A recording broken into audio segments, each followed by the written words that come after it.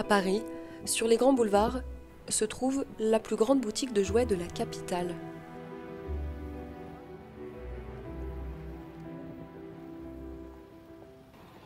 Depuis l'automne dernier, tous les matins, Benoît a une nouvelle mission, remplir les rayons de jeux d'échecs. Voilà, du coup, je me retrouve à remettre un peu de jeux d'échecs parce que c'est vrai qu'on a quand même pas mal de demandes. La raison de ce succès, le jeu de la dame, une série diffusée sur Netflix en octobre dernier. Elle met en scène une grande joueuse d'échecs. Depuis, c'est devenu le jeu du moment. Ça pouvait prendre jusqu'à facilement 3 ou 4 étagères quand on regroupait les différents modèles. Et là, bon, malheureusement, on en a un petit peu en bas, un modèle en haut et le format de voyage. Donc c'est bien parti. C'est quand même bien parti. On a différents modèles. Là, on a un modèle en bois pliable qui va être à 20 € pour un modèle assez simple. On a différents modèles électroniques. Celui-ci, donc, qui va être à 50 €, qui va permettre aux enfants ou même aux adultes de se perfectionner en jouant contre la machine à différents niveaux. Les ventes de jeux d'échecs se sont envolées. Pour tous les budgets, les clients sont fous de ce jeu de roi. Ok, bon, bah, écoute, Voilà. je vais réfléchir. Alors, je l'ai ici, celui-là je vais le remettre ici, mais sinon vous l'avez ici en bas. Ouais, il n'y a pas de souci. Ok. Merci beaucoup. Un best-seller qui fait le bonheur du directeur du magasin, Gino Boccara. Depuis la série qui est sortie exactement le 23 octobre, les jeux d'échecs, les ventes ont explosé, ont été multipliées par 5 sur la saison. Donc voilà, on a vécu une première là, pour cette fin d'année, hein, malgré la situation, malgré la crise sanitaire où forcément la fréquentation a naturellement baissé. Pas au niveau des jeux d'échecs. Au niveau des jeux d'échecs, on explose tout et on va pas s'en plaindre. Les échecs, c'est le jeu à la mode. Pourtant, ils reviennent de loin. Le jeu est né en Inde vers le 7e siècle. D'abord pour combler l'ennui du roi, il a ensuite voyagé à travers le monde. Et chaque pays y a apporté sa touche, ses nouvelles règles. L'expression échec et mat vient par exemple de l'arabe et signifie « le roi est mort ». Depuis la Renaissance, les échecs sont synonymes de prestige, une arme même pendant la guerre froide, et populaire au point de passer aux journaux télévisés lors de grands matchs. Face à face, deux monstres. L'un, Kasparov, ne supporte pas la défaite. L'autre n'est pas vraiment conçu pour perdre. Depuis, l'avènement des jeux vidéo a rendu les échecs obsolètes. Le jeu est tombé dans l'oubli jusqu'au récent miracle. Le jeu de la dame, une série diffusée sur Netflix. Les 7 épisodes, sortis en octobre 2020, ont réuni 62 millions de spectateurs dans le monde. Un record. Depuis, tout le monde se met à jouer ou à rejouer aux échecs. Les applications pour jouer en ligne comme chess.com ont multiplié leurs abonnés par 5. En quelques mois seulement, les ventes d'échiquiers ont augmenté de plus de 200%. Et suite à l'immense succès de la série, la plupart des magasins, comme celui-ci, sont en rupture de stock. Pendant longtemps, les échecs ont eu l'image d'un jeu poussiéreux et réservé à une élite intellectuelle. Mais aujourd'hui, ils s'invitent même dans les cours de récréation. C'est devenu un phénomène de société. Ah caramba, tu as faim, jeune homme. Aïe aïe aïe. Et vous allez voir que côté business, ils sont nombreux à profiter de ce succès inattendu, à commencer par les artisans. Une augmentation certaine de bien 70% quand même. Un jeu qui a aussi ses nouvelles stars, comme Andrea, joueuse professionnelle. Avec elle, vous verrez que la vie des joueurs est très différente de ce que l'on peut voir dans la fiction. Mais la nouvelle mode des échecs pourrait bien changer sa vie. Je me suis jamais vue comme ça. Pourquoi les échecs connaissent-ils un tel succès? Quelles sont les raisons de cet engouement? Enquête sur le nouveau roi des jeux de plateau. En Vendée, au Boupère, un village de 3000 habitants. Parmi les artisans, fabricants d'échiquiers, Guy en est le roi. Travailleur du bois de père en fils, il a fait de sa passion son métier. Chaque plateau est une pièce unique. Je fais couper, on va dire, une partie du bois parce que je ne peux pas mettre tout ce bois-là dans mon tour à bois. Donc j'en coupe, un bon petit morceau pour faire une très grosse pièce d'échec. Bon, ça peut être une tour, ça va dépendre un peu du défaut du bois. Enfin, du défaut et de la qualité du bois, parce qu'il peut y avoir des nœuds. Donc, des fois, il faut arriver à supprimer les nœuds. Donc, ça va faire un peu de bruit puis un peu de poussière.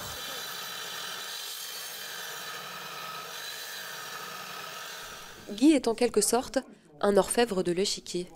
Chaque plateau est une pièce d'exception et réserve toujours quelques surprises, comme sa dernière création. Il a une petite particularité, c'est les couleurs, celui-là. Il est très flashy, on va dire. Tiens, bon, on va le mettre là. C'est une question de philosophie. J'aime bien, puis avec le copain ou avec d'autres, avec un petit cognac, jouer aux échecs. Il est dessus, il est dessus, il est pas dessus, il est dessus. Voilà. C'est-à-dire qu'au moins, déjà, si on a perdu, on n'a pas perdu le cognac. C'est déjà avec modération. Prix de ce plateau, 950 €. Mais on est encore très loin de son chef-d'œuvre, un échiquier à complications fabriqué dans un bois rare. Pour ce modèle, comptez plus de 13 000 €. Il y a un petit système d'ouverture qui se découvre en connaissant, on va dire, la mythologie grecque. Il a été prédit à Zeus qu'il allait avoir un enfant qui allait prendre sa place sur le trône. Forcément, Zeus, dieu des dieux, n'a pas voulu ça. Il a donc mangé sa femme Métis, qui avait tendance à se transformer en mouche ou en j'en sais trop quoi. Mais au bout d'un moment, forcément, il lui est venu un très gros mal de tête. Et c'est là qu'il a fait venir Héphaïstos, le forgeron, qui a fendu le crâne avec sa hache. Et c'est là qu'est née Athéna. Athéna est sortie du crâne de Zeus, tout armée et habillée. Alors pour l'ouvrir, on prend donc la hache d'Héphaïstos, qui est en laiton, qu'on plante dans le crâne de Zeus, ce qui libère l'ouverture du casier ici. La spécialité de Guy, c'est les plateaux. Chez lui, tout est fait à la main. Ne lui parlez pas de l'industriel. Je préfère faire les échiquiers un par un et puis leur donner un nom, une âme, une histoire, et puis le client choisit son bois, et puis ce qu'il va en faire, copier les dimensions. Vos échiquiers, c'est un peu comme vos petits bébés, un peu. Oui. Oui, maintenant que les miens sont grands, oui. Le jeu de la dame a été une aubaine pour l'artisan, car juste avant la sortie de la série, la boutique était très calme. Mais depuis, les commandes affluent. Pas plus tard qu'hier, mon client qui m'a renvoyé un petit mail avec une commande de rangement de casiers, de pièces, et avec un jeu très très spécial, circulaire. Beaucoup de demandes de renseignements sur des plateaux ordinaires. Donc on va dire, oui, une augmentation certaine de bien 70% quand même. Avec 70% de commandes en plus, le roi des échiquiers est de nouveau dans la partie. De quoi relancer l'activité de Guy, mais il n'est pas le seul à profiter de cette nouvelle mode des échecs. En Normandie, à Saint-Lô, une ville de 20 000 habitants, nous retrouvons Andrea, une joueuse professionnelle d'échecs. Le jeu de la dame, c'est un peu son histoire. Bonjour, bienvenue. Du haut de ses 24 ans, elle cumule les titres. Voilà, ici c'est l'endroit où je mets mes coupes. Andrea a été sacrée 6 fois championne de France. Elle travaille une dizaine d'heures par jour. Pourtant, elle arrive difficilement à joindre les deux bouts. Ce qui est un peu embêtant de vivre des prix que je gagne, c'est que une fois je vais mal jouer, je vais pas forcément manger autre chose que des pâtes tout le mois, mais c'est comme ça fait aussi partie de la liberté que moi-même j'ai choisie, hein. Et certes, ça gagne pas des milliers et des cents, mais il y a ce côté liberté qui, je trouve, ça fait un peu cliché, mais la liberté n'a pas de prix. Depuis le confinement, tous les tournois de la championne ont été annulés. Elle a depuis trouvé une solution. Donc là, c'est ma pièce préférée de la maison. C'est la pièce où je stream. Streamer, entendez jouer en ligne. Une manière simple de continuer à se faire connaître et de gagner de l'argent. Son site fétiche, Twitch, une plateforme de streaming créée en 2011 où les joueurs diffusent leurs parties en direct. Vous y trouverez Fortnite, FIFA, League of Legends et depuis peu, les échecs.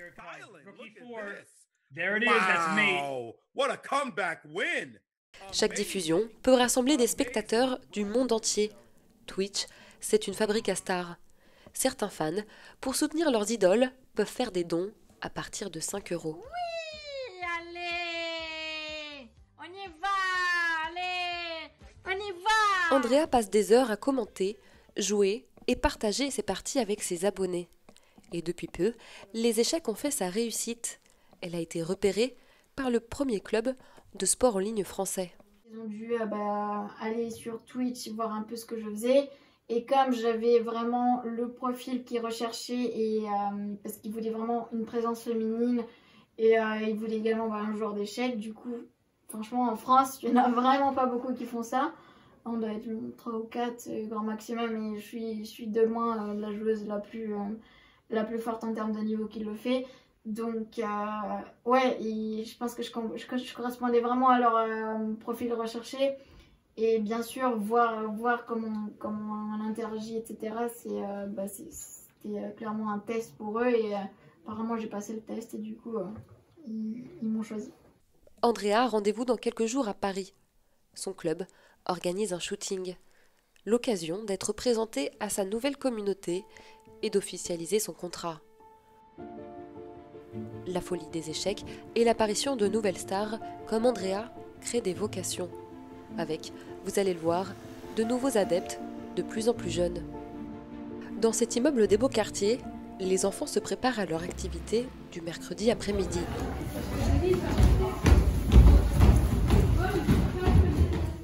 Ceux-là ne font pas du judo, ni du théâtre, mais des échecs. Pendant 4 heures, ils enchaînent les parties, dans l'un des meilleurs clubs de France. Et en plus, il en est énorme fort. Tu trouves le matin, hein? Il la donne. Tiens, mais on fait une revanche. Depuis quelques mois, le nombre d'inscriptions s'est envolé. Ils sont aujourd'hui plus d'une 50aine répartis sur 3 étages. Il faut dire que les enfants apprennent vite.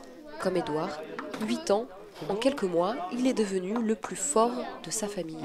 Avant, je jouais un petit peu avec mon père, mais en fait, ils ne savent pas très jouer. Du coup, normalement, c'est les adultes qui font les professeurs, mais maintenant, c'est plutôt moi qui essaye de leur apprendre. Et même les profs y prennent goût. Ce coup, ah caramba, tu as faim, jeune homme. Aïe, aïe, aïe. La gourmandise est un vilain défaut, jeune homme. Attaque méchante abominable. Si pour les tout petits, l'ambiance est plus détendue, au niveau supérieur, ça ne rigole plus. Pour les 8-10 ans, c'est cours théorique. Et laissez maître Balthazar. Roi F1, Roi G1, Dame H3, on prend le fou, hein. Au bout de quelques semaines, ils sont déjà capables de calculer plusieurs coups à l'avance. Une bonne manière d'améliorer la mémoire et la concentration, même si visiblement, ce n'est pas toujours évident. 1 point ou 2 points, vous levez la main. Donc vous 5. Non, toi, t'es dans le désert. L'ambiance peut paraître un peu décontractée, mais ne vous y trompez pas, le club les forme à devenir des champions. Le niveau monte et les enfants d'aujourd'hui ils sont beaucoup plus forts qu'avant. Ils ont un cerveau. Là, il y a déjà des joueurs, tous ces joueurs-là, ils jouent au niveau du top jeune. Ceux qui sont un peu moins forts, ils jouent dans l'équipe 2 qui est juste en dessous, qui est en division 1, qui est déjà un très haut niveau. Donc c'est quand même des bons jeunes, quoi. Voilà. Dans ce club un peu huppé, tous les joueurs visent l'excellence. Mais vous allez voir que la mode des échecs ne séduit pas que dans les beaux quartiers.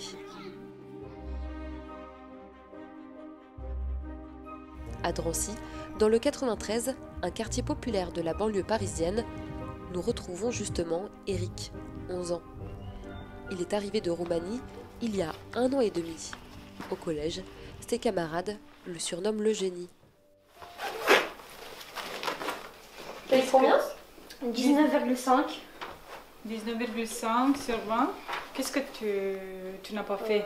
Pour la figure 1. Il n'y a eu que 3 notes qui étaient au-dessus de 12. Ouh là là! Il y a un 13, un 16 et un 19,5. T'es content quand même, 19,5? Oui, c'est bien. Ouais. Même si je voulais avoir que des 20, comme le trimestre 1, mais... C'est très bon. Eric est champion de tout le département et premier de sa classe dans toutes les matières. D'ailleurs, pour sa mère Claudia, ce n'est pas un hasard. En maths, des copies relevant de l'excellence. En classe, le raisonnement est pertinent, la rédaction est précise et appliquée. Un vrai travail personnel est fourni. Félicitations. Pour le premier trimestre, presque 19 de moyenne générale Et pour le deuxième trimestre, jusqu'à maintenant, il a plus de 19 de moyenne générale. C'est grâce aux échecs? Oui, je pense que c'est lié. Oui, oui, parce qu'en fait, les échecs, c'est des calculs. C'est comme les maths. Il faut calculer pour trouver le coût. Tout le monde sait que les joueurs d'échecs, ils sont très forts en maths, mais c'est vrai. En seulement 4 ans, Eric s'est constitué une belle collection de trophées et un parcours déjà impressionnant. Mon grand-père m'a appris à jouer aux échecs quand j'avais 6 ans. Et après, ma mère m'a inscrit dans un club d'échecs à 7 ans. Et après, j'ai commencé à faire des tournois et à gagner des trophées, des médailles. C'est en Roumanie, tous les trophées et les médailles que j'ai, parce que j'ai pas pu les emporter ici en France. Donc ça, c'est tout ce que j'ai gagné en Roumanie. Il y en a beaucoup? Oui, c'est plus qu'en France. Et la plus fière, c'est sans doute sa maman. Je suis très fière de lui et je suis derrière lui. Allez, je le soutiens, tout ce qu'il fait. Pour les écoles, pour l'école, pour les échecs. Donc je suis toujours derrière lui, on fait les choses presque ensemble. Pour elle, son fils est un bel exemple de promotion sociale. S'il vient d'un milieu défavorisé, plus défavorisé, où il est pauvre, non, ça dépend en fait de son intelligence, disons, de son cerveau. C'est pas... on ne parle pas d'argent ici, c'est-à-dire que si on a de l'argent, on peut être plus fort, non. Là-bas, à Paris, ils ont de meilleurs entraîneurs. Oui. Mais ce qui compte, c'est notre volonté de s'entraîner. Eux, ils peuvent avoir de bons entraîneurs et ne pas vouloir, ne pas aimer les échecs et ne pas bien vouloir jouer. Et nous, même si on n'a pas de très très forts entraîneurs, on peut s'entraîner tout seul chez nous à la maison, sur internet, avec des livres. Informaticien, médecin ou grand maître international, Eric a plein de rêves en tête. Pour les réaliser, certains élus misent sur le développement des échecs dans leur commune. C'est le cas ici, au Blanc-Ménil, la commune voisine. Thierry Maignan, le maire, s'est lancé un pari fou depuis son élection. Faire des échecs le sport de sa ville. Et pour ça, au moindre espace disponible, il y installe un échiquier, à l'image du tout nouveau square du quartier des Coccinelles. Alors vous voyez, on a mis, alors pour plusieurs raisons, déjà à la demande des habitants, on met dans différents endroits de la ville, et notamment dans ce petit square qui vient d'être ouvert, des tables d'échecs.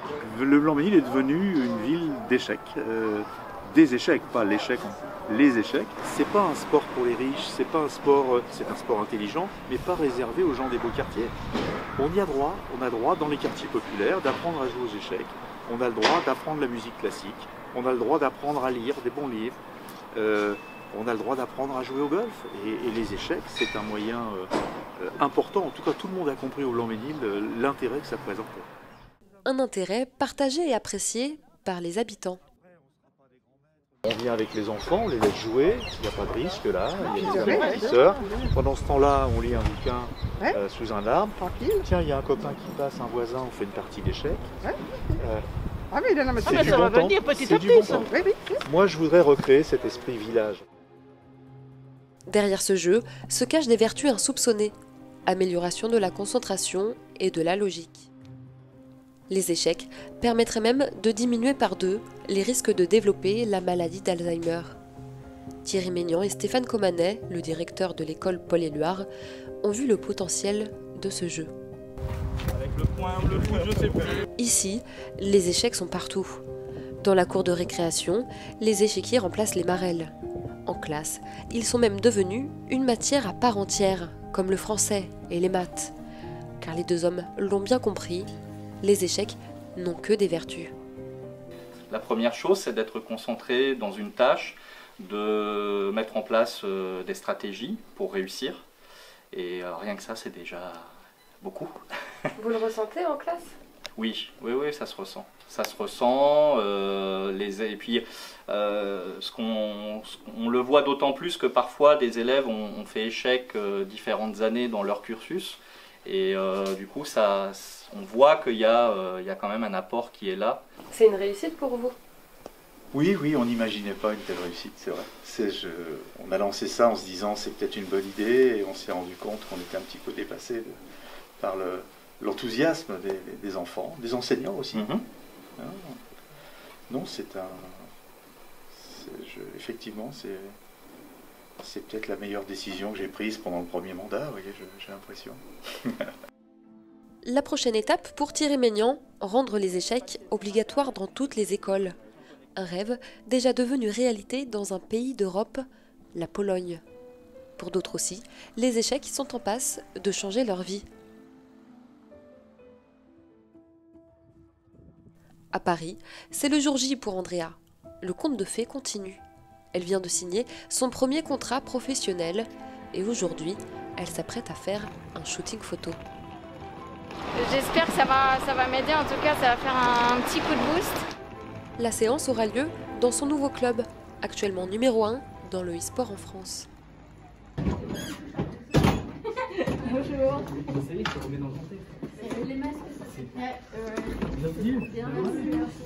Pour la mettre à l'aise, toute l'équipe est à ses petits soins. Les photos seront diffusées par le club. Andrea découvre la vie de star.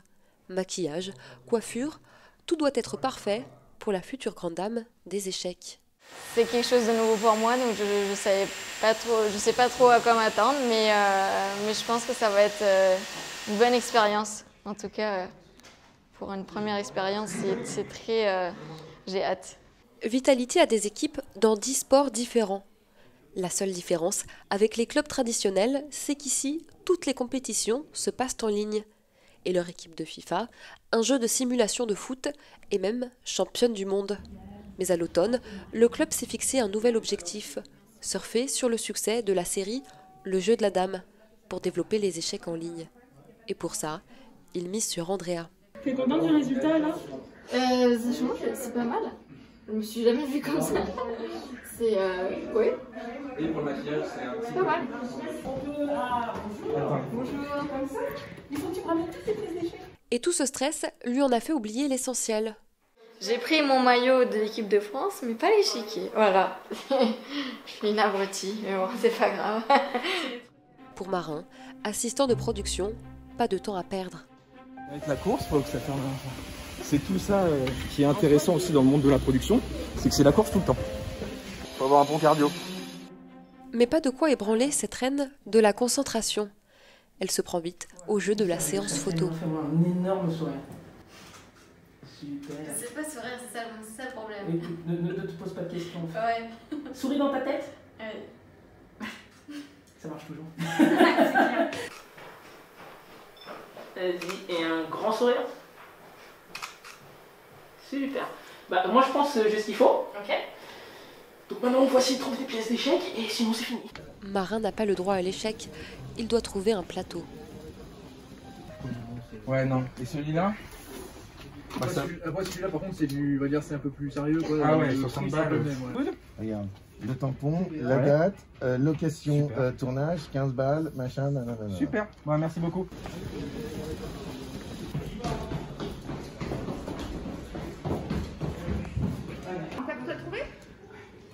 Et même pour une simple séance photo, la série est une source d'inspiration. Est-ce que tu peux faire comme la fiche de Queen's Gambit, tu vois? Alors parce qu'on la connaît toute par cœur. Bah oui, fais pas genre. Je fatigue. Heureusement que c'est souple. Hein. Monte. Alors là tu regardes mon objectif. Ah, faut que je regarde l'objectif. Ah bah oui.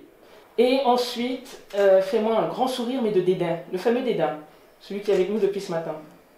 La séance photo est enfin terminée.